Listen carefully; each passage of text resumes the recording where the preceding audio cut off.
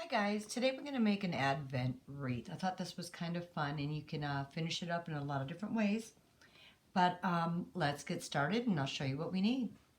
The first thing we're going to do is we're going to need bags. Bags that open up like a lunch sack. I'm using ones that are a little bit smaller. They're 3 by 6 by 2-inch wide bags, but you could use lunch sacks or anything that you would like in white or any color you want. So make sure you count 25 of them, because if you don't and you're gluing them together, you're going to keep recounting and recounting and recounting and end up with 26. Don't ask me how I know. So now you can see what I'm doing is I'm first using a glue stick, and you probably go through one or two of them, and I'm gluing this whole back side where the flap is, and I'm putting another one on top and gluing it flap to flap. Okay, the next part, you're going to glue the back of that one. So now you're going to put another one on top in flap to flap. And then back and forth. So the two flaps go together and then two flap pieces go together. And you keep putting them all together till you get to the very end. And since you're doing an odd number, you're going to have one left that the flap is going to be sticking up, and that's okay. Because when you're completely done with that, you're going to glue the back of that with glue stick, and then like I show you here, open it all the way up and glue it to the very front. And you want that secured nice and tight, and you're going to glue that together.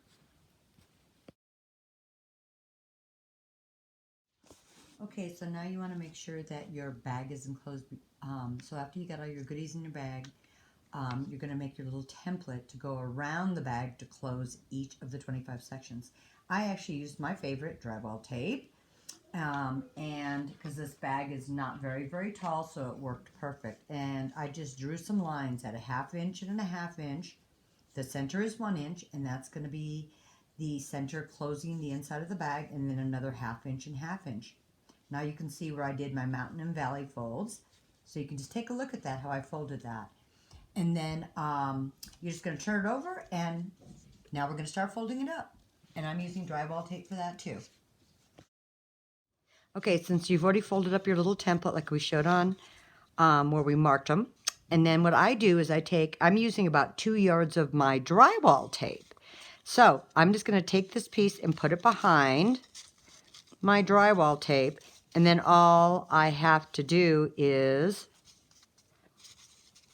feel where this goes, and then I can just continue to fold it up. Now there is for one closure number 1, and these are going to go in between each bag to keep your goodies inside.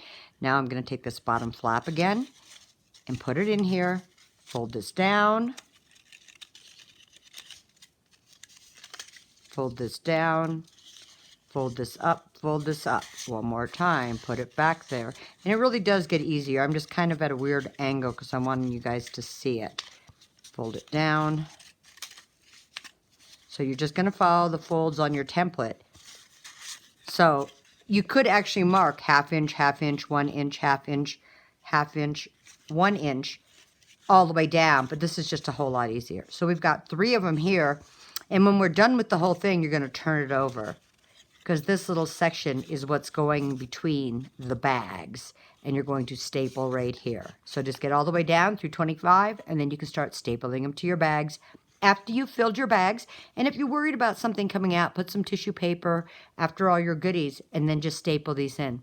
Now, if you're using larger bags, you're going to have to make this template just a little bit bigger, however wide you want. And if you're worried about it coming out, however long it needs to be also. So now that we've got our piece folded up and ready to go around the bag, now you need to fill it up with your goodies. You don't want to put anything too heavy in it, because these are all paper bags, and then when you empty one side out, if you have it hanging, it might go floppy. So fill it up, and then if you're afraid of it falling out, once again, add a little tissue at the end. And now let's just get started stapling it on. Now I'm going to show you how to put the drywall tape or whatever you're going to be using for your enclosures around the bag. So you're going to take them and you're going to start to fold them around, and you can see how I'm stapling them on there, and just staple them all the way around. Just add the little 1/2 inch and 1/2 inch fold is going to go over where the 2 bags are, and staple, go all the way around. And then here at the very end, you can see where we started and we finished, And I'm just going to fold that last flap over the first one, over the last bag, and staple that. If you wanted to stamp your numbers onto the side, you would probably stamp your numbers before you staple it all on. Otherwise, later you can add some numbers and stickers.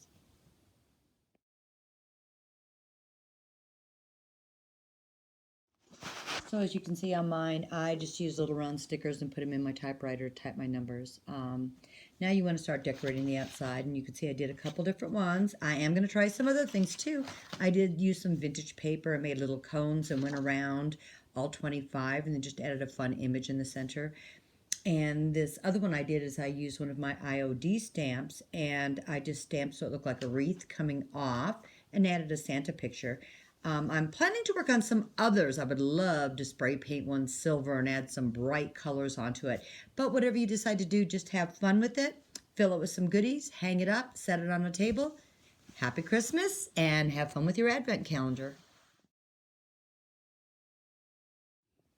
So, when you guys decide to try this fun advent calendar out, I would really love to see what you come up with.